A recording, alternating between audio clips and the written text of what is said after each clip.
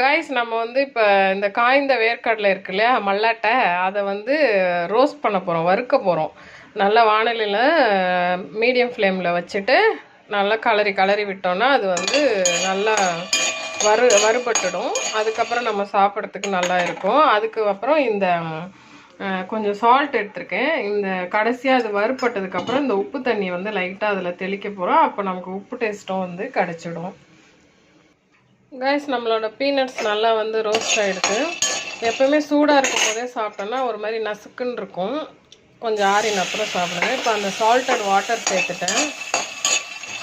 Salted water சேர்த்துட்டோன்னா அது வந்து அந்த சால்ட் அதில் கோட் ஆகிடும். அதுக்கப்புறம் ஆறினதுக்கப்புறம் சாப்பிட்டுக்கலாம். நீங்கள் வேணும்னா இந்த தோலை வந்து ரிமூவ் பண்ணிக்கலாம். முரத்தில் போட்டு லைட்டாக தேய்ச்சோன்னா அந்த தோல் போயிடும். ஸோ பிரேக்ஃபாஸ்ட்டுக்கு அண்ணாவுக்கு என்ன எடுத்துருக்கேன்னா அவல், பொட்டுக்கடலை, தென் சால்டட் பீனட்.